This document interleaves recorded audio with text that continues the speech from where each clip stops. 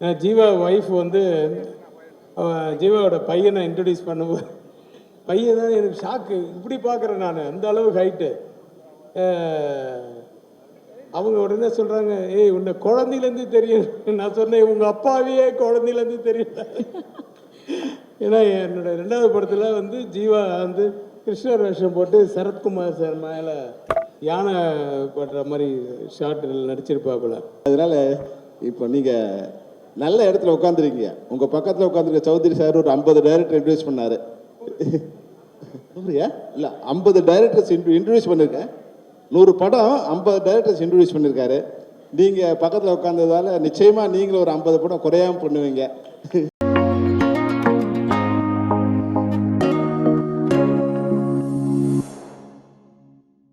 ரொம்ப சந்தோஷமான ஒரு விழா.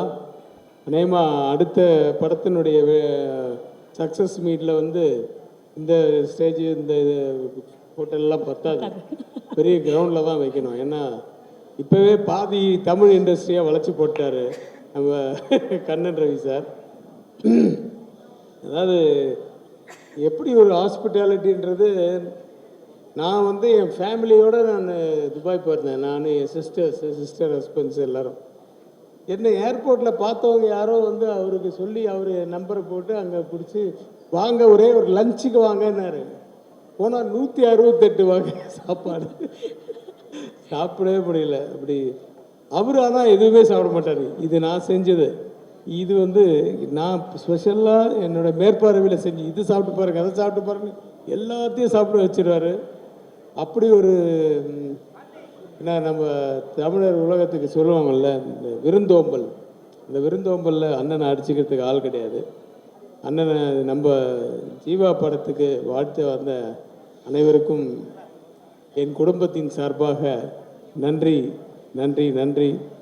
சீமான்ஸ் உட்பட எல்லாரும் வந்திருக்கீங்க, ரொம்ப சந்தோஷமாக இருக்குது. ஜீவா ஒய்ஃப் வந்து ஜீவாவோட பையனை இன்ட்ரடியூஸ் பண்ணும்போது பையன் தான் எனக்கு ஷாக்கு. இப்படி பார்க்குறேன் நான், அந்த அளவுக்கு ஹைட்டு.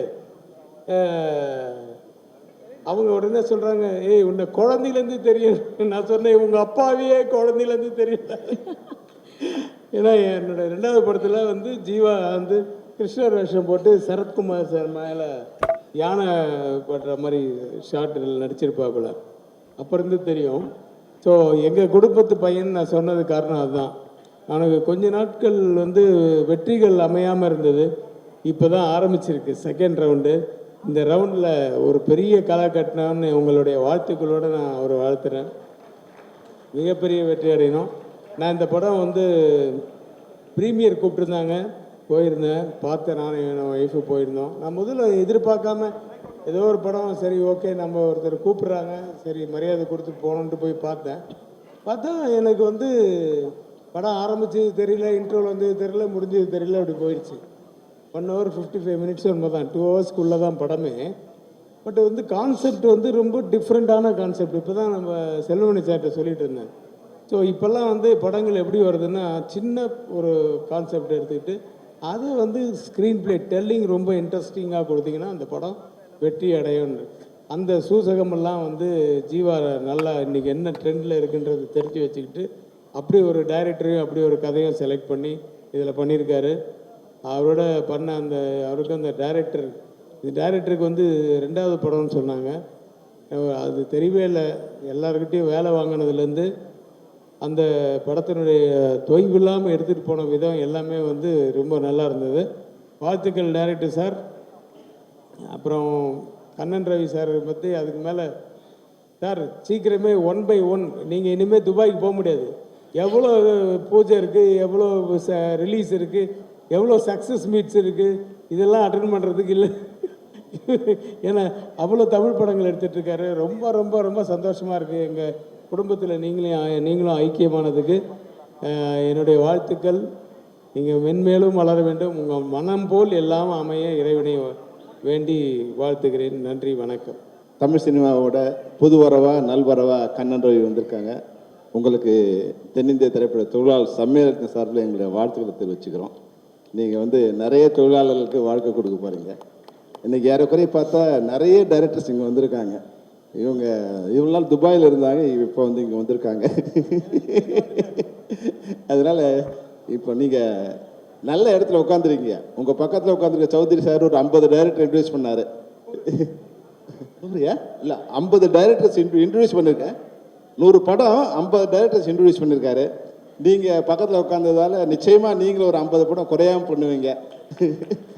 ஏன்னா இங்கே உட்காந்துருக்கும்போது சௌத்ரி சார் சொன்னார் டைம் சேஞ்ச் ஆயிடுச்சுன்னு.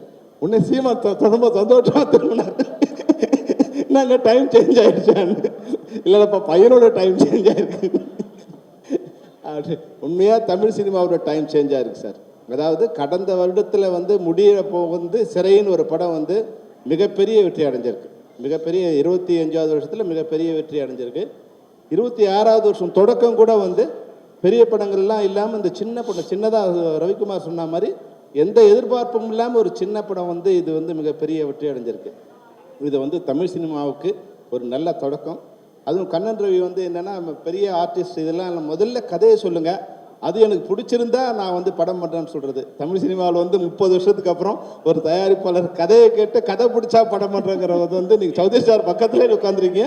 நிச்சயமாக இது ஒரு நல்ல விஷயம். ஏன்னா கண்டென்ட் தான் இன்றைக்கி வந்து சினிமாவை வந்து சரியான பாதை கொண்டு செல்லக்கூடிய விஷயம். வந்து ஆடியன்ஸ் வந்து நிறைய புளிச்சு போயிடுச்சு அவங்களுக்கு வந்து ஸ்லோ மோஷனில், ஹை ஸ்பீடில், லோங்கில், ஐயாங்கில் பார்த்து ஒரு சொன்ன மாதிரி டைரக்டர் ரவிக்குமார் சொன்ன மாதிரி ஒரு சின்ன கண்டென்ட் எடுத்துருக்கு. நான் கூட இந்த படம் பார்க்கும்போது இவ்வளோ இது எப்படி வருது கதையாக நீங்கள் ஒத்துக்கிட்டீங்கன்னு தெரியல. முதல்ல இதை ஒத்துக்கிட்டதுக்கே ஒரு பெரிய விஷயம். ஆனால் அந்த கதையை நிஷாந்த் நீங்கள் வந்து really you done great job.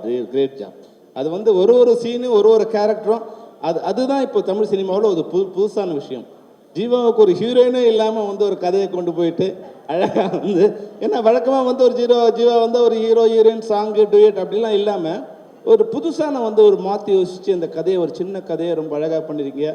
உங்களால் வந்து ஒரு 50 டைரக்டர் வர போகிறாங்க சினிமாவுக்கு. அது வந்து ஏன்னா நீங்கள் கண்ணன் ரவிக்கு வந்து ஏற்கனவே அது குரங்கு அது கல்லூரை குடிச்சிருச்சு பண்ண, அது ஏற்கனவே வந்து அண்ணே சார் 10 படம் பண்ணணும் 20 படம் பண்ணணும்னு சொல்லிட்டே இருப்பார்.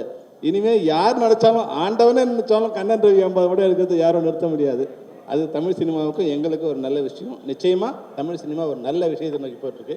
இந்த நேரத்தில் வந்து தமிழ் சினிமாவில் வந்து எல்லாருமே வந்து என்னென்னா, இப்போது நாங்கள் வந்து பணம் சொல்லுவோம், கதை சொல்லும்போது சௌத்ரி சாரோ இல்லை இப்ராஹிம் ராவத்தரோ இல்லை வந்து யாரோ தமிழ் ப்ரொடியூசர் போய் தமிழில் கதை சொல்லிகிட்டு இருந்தோம்.